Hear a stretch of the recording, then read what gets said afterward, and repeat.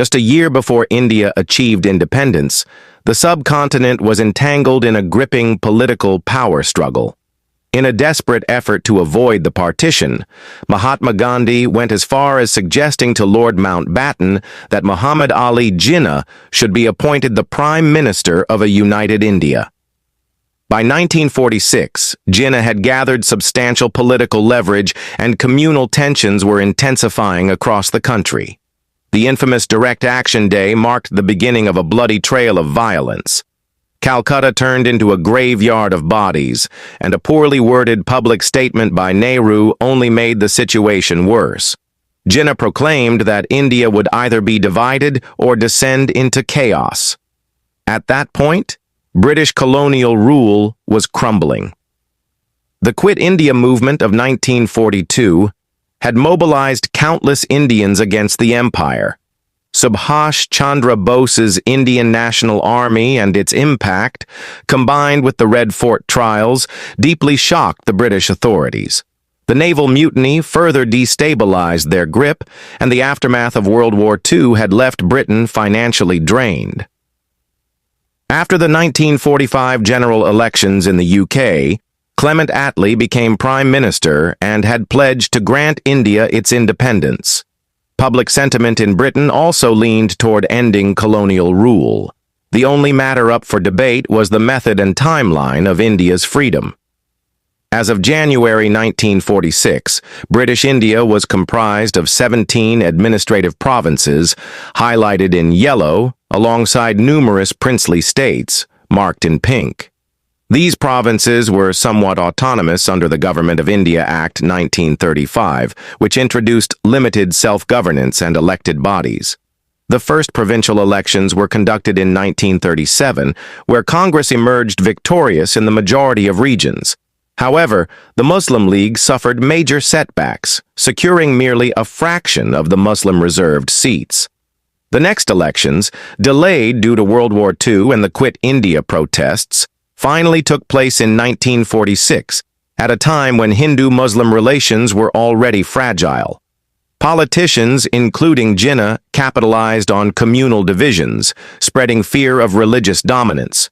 In the 1946 polls, the Congress Party once again formed governments in most areas, but the Muslim League made significant gains in Bengal and Sindh and captured around 87% of all Muslim-reserved seats, amplifying Jinnah's political influence. With this momentum, the British government was compelled to engage with Jinnah as an equal stakeholder. Despite Jinnah's earlier role in Congress and his advocacy for unity, he now stood firm on the demand for a separate nation, Pakistan. Once a staunch secularist who opposed mass movements like Gandhi's civil disobedience and the Khilafat movement, Jinnah had returned to India from London with renewed ambition, claiming to be the sole representative of Indian Muslims. In February 1946, the naval revolt shook the establishment, and in March, the British cabinet dispatched a mission to India. This three-member team aimed to restructure the Viceroy's Executive Council, begin constitution-making through Indian hands, and determine the framework for transferring power. Jinnah demanded exclusive authority to nominate Muslim representatives, refusing to accept any Muslim leaders outside the Muslim League. The cabinet mission proposed a united India segmented into three sections: Hindu-majority areas, Section A, Muslim-majority regions in the northwest, Section B, and Muslim-majority areas in the east, Section C. A weak central authority would manage only defense, foreign policy, and communication. The rest of the powers would be held by the provinces. While Jinnah agreed to this, Congress remained skeptical. Nehru, in a press briefing, mentioned Congress could amend the cabinet mission plan later if necessary. This statement enraged Jinnah, who interpreted it as a betrayal. Consequently, he withdrew support from the plan and announced a mass mobilization, Direct Action Day. On 16 August 1946, Direct Action Day erupted into widespread riots. In Bengal, where the Muslim League ruled under Chief Minister Suhrawardy, violent mobs were given a free hand. Law enforcement stood by as chaos unfolded. Thousands were slaughtered in Calcutta, and tens of thousands were injured. This was only the start of the bloody partition. Nonetheless, Viceroy Wavell moved forward and invited Congress to form an interim government. Jinnah initially stayed out, but soon sent Liaquat Ali Khan to represent the League. Eventually, the League received key ministries such as finance and commence. Despite this coalition, cooperation between Congress and the League deteriorated.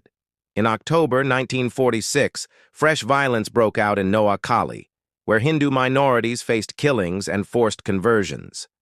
Gandhi, deeply disturbed, journeyed to Noakhali, staying for months, walking barefoot across nearly 50 villages to promote peace. He encouraged both Hindu and Muslim community leaders to live together and rebuild trust. However, the chain of communal violence continued. Retaliatory killings began in Bihar and other areas. Gandhi held firm that peace among the people would reflect in their leadership, while Nehru believed Gandhi's approach was insufficient to tackle such a massive crisis. Meanwhile, the League gained control in Punjab after overthrowing the coalition government, leading to more unrest in Rawalpindi and Lahore. Mountbatten took charge as India's final viceroy in March 1947. Although he initially opposed the division of India, repeated failed negotiations with Jinnah forced his hand. In a final plea, Gandhi offered a radical solution: make Jinnah the Prime Minister of India to maintain unity. Mountbatten was open to the idea, but only if Congress agreed. Gandhi approached Nehru and Patel with this proposal, urging them to sacrifice power for the nation's unity. But both leaders, having experienced Jinnah's obstructionism firsthand, refused outright.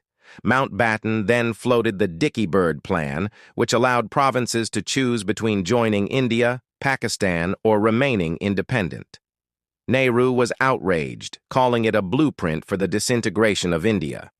In response, Mountbatten commissioned V.P. Menon to design a more acceptable proposal. Within hours, Menon drafted a plan to create two independent dominions, India and Pakistan. The princely states were required to accede to one based on geographical proximity. The revised Mountbatten Plan was finalized and publicly announced on 3 June 1947. Despite many misgivings, Congress, the Muslim League, and key leaders like Nehru, Patel, Jinnah, and Liaquat Ali Khan agreed to the terms. None of them were fully satisfied, but compromise was inevitable. Finally, at the stroke of midnight on the 15th of August 1947, India celebrated its independence. Nehru delivered his iconic speech and raised the national flag.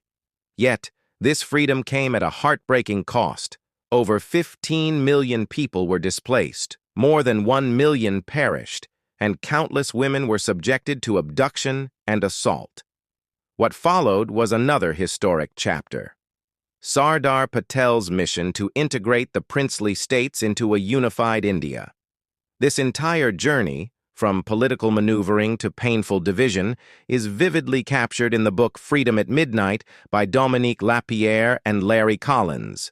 Now adapted into a web series by Sony Live, the story remains true to history, free from modern-day propaganda, and based on first-hand accounts and interviews.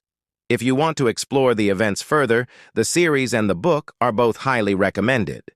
And for deeper context, the stories of the Quit India movement and Netaji Subhash Chandra Bose's INA are equally essential to understanding how India finally broke its chains of colonial rule.